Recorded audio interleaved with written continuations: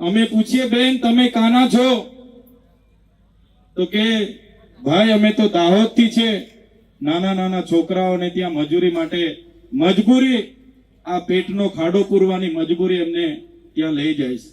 સુરતી સ્વાદની મોજ હવે આપણા ઉનામાં. જી હા, હવે તમને આપણા ઉનામાં મળશે ગરમા ગરમ dosa authentic south Indian test સાથે પણ ગુજરાતી ટચ સાથે.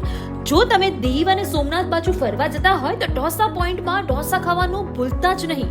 સામાન્ય નહીં, લાજવાબ ટેસ્ટ સાથે પનીર ઢોસા, ચીઝ ઢોસા, મેક્સિકન ઢોસા, રજવાડી ઢોસા અને અમારા ખાસ ઢોસા પોઈન્ટ સ્પેશિયલ ઢોસાની તો વાત જ કંઈક અલગ છે. Dosa point, Girgadhada road, Una. આરતી અને સ્વાગત કરવા માટે અમને ઉભા રાખતા રાખતા આવ્યા એટલે અમે ખૂબ મોડા પહોંચ્યા છે. પણ અહીં આવીને અમે જોયું તો દાહોદના વડીલો, દાહોદના યુવાનો અને માતા બહેનોમાં જે જુસ્સો છે, જે ભાવ છે અમારા માટે, આ તમારો ભાવ, આ તમારી લાગણી, આ તમારો પ્રેમ અમને અવારનવાર આ વિસ્તારમાં ખેંચી લાવે છે. અને આજે અમે આવીને જોયું વરસાદ છે છતાંય, વ્યવસ્થા નથી છતાંય હજારોની મેદની અહીંયા આવીને ઉપસ્થિત થયેલી છે. બધાને મેં બે હાથ જોડીને નમન કરું છું, વંદન કરું છું. દાહોદની પ્રજા એટલે આખા રાજ્યમાં, આખા દેશમાં દાહોદનું નામ આવે એટલે જે ઇમારતો છે, એ ચાહે વિધાનસભાની ઇમારત હોય, એ ચાહે સચિવાલયની ઇમારત હોય, એ ચાહે હાઈકોર્ટની ઇમારત હોય, જે પણ ઇમારતો, જે પણ ભવનો, જે પણ આવાસો, જે પણ આજે વિકાસના નામે ગુજરાતમાં બન્યા છે, એના પાયામાં દાહોદના લોકોનો પરસેવો છે. અને એ દાહોદના લોકોને મારે સંબોધન કરવાનું છે. ત્યારે મને આનંદ થાય છે કે એ દાહોદની પ્રજાની વચ્ચે છું, જેમની આજે સંઘર્ષની વાતો થાય છે, સાહસની વાતો થાય છે અને દાહોદની પ્રજાની મહેનતની વાતો થાય છે. ત્યારે આ ગુજરાતના વિકાસમાં પાયામાં દાહોદની પ્રજાનો પરસેવો છે. એટલા માટે આજે ગુજરાત વિકાસની પંથે આગળ વધી રહ્યું છે. આઝાદીના 78 વર્ષ થઈ ગયા. આજે અઠવાડિયા પહેલા, દિવાળી પહેલા ગુજરાતની સરકારે વિકાસ સપ્તાહ માટે ગામડે ગામડે રથ લઈને એમના ધારાસભ્ય અને સાંસદ સભ્ય પહોંચતા હતા, ફરતા હતા અને વિકાસની ગાથા સંભળાવતા હતા. વિકાસની મોટી મોટી વાતો થતી હતી. ત્યારે વિકાસ મહોત્સવ આજે ચાલે છે. એક બાજુ 78 વર્ષનો અમૃત મહોત્સવ ચાલે છે, છતાં આજે એ દાહોદ જિલ્લો હોય કે નર્મદા જિલ્લો હોય, આજે ગુજરાતના અને દેશના અતિ પછાત જિલ્લામાં દાહોદ અને નર્મદા જિલ્લાનું નામ આવે છે. આઝાદીના 78 વર્ષ થઈ ગયા. અમારા દાહોદના લોકોએ આ દેશની, આ ગુજરાતની ઇમારતોમાં પરસેવો પાડ્યો છે. એ જ પ્રકારે નર્મદાના, છોટાઉદેપુરના, મધ્યપ્રદેશના, મહારાષ્ટ્રના લોકોએ નર્મદા ડેમમાં પોતાની જમીનો આપી દીધી. આ વિસ્તારમાં નવા પ્રોજેક્ટો આવે એટલે જમીનો લઈ લેવામાં આવે.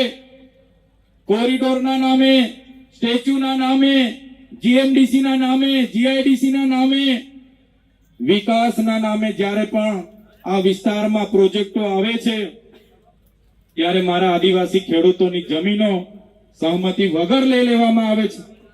ગ્રામ સભાની સહમતિ નથી પણ લેવામાં આવતી અને બારોબાર જમીનો લેવામાં આવે છે. ત્યારે આજે આખા દેશમાં 40 લાખથી પણ વધારે આદિવાસીઓ વિસ્થાપિત થયા છે.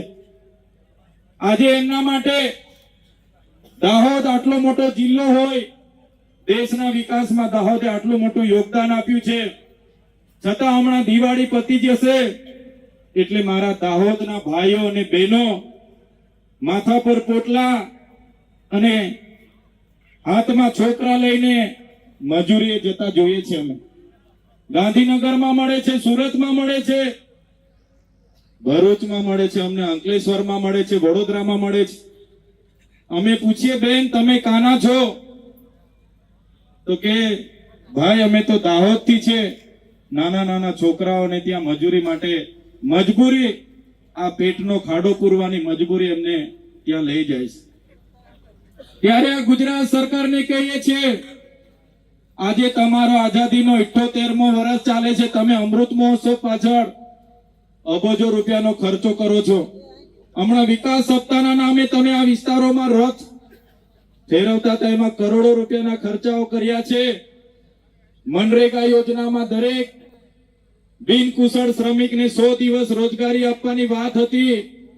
આજે અમારા આદિવાસી વિસ્તારોમાં રોજગારી ન હોવાથી અમારી બેન દીકરીઓ જ્યારે શહેરોમાં જાય છે ત્યાં અમારી બેન દીકરીઓનું શોષણ થાય છે, અન્યાય થાય છે, બળાત્કારો થાય છે. આ મજબૂરી, આ પરિસ્થિતિ પેદા કરનારી આ ભારતીય જનતા પાર્ટીની સરકાર છે. એમને આવનારા દિવસોમાં ઉખાડીને ફેંકી દઈશું. મનરેગામાં કૌભાંડો થયા. અમારા લોકો એક બાજુ રોજગારી માંગે, અમને રોજગારી આપો, રોજગારી આપો, અને આપણા મંત્રીઓના છોકરાઓ રોજગારીના પૈસા પોતાના એજન્સીના ખાતામાં કરોડો રૂપિયા સેરવી લીધા. અહીં એક બાજુ આપણી બહેનો પીવાના પાણી માટે તરસે અને એમના સાંસદ, એમના ધારાસભ્યના લોકોએ નલ સે જલમાં કરોડો રૂપિયાના કૌભાંડો કરી લીધા. અહીંયા દાહોદમાં આપણા મૂળ માલિકોની જે જમીનો હતી એ જમીનો ખોટા દસ્તાવેજો ઉભા કરીને કેટલાક અધિકારીઓ અને નેતાઓએ બારોબાર વેચી દીધી.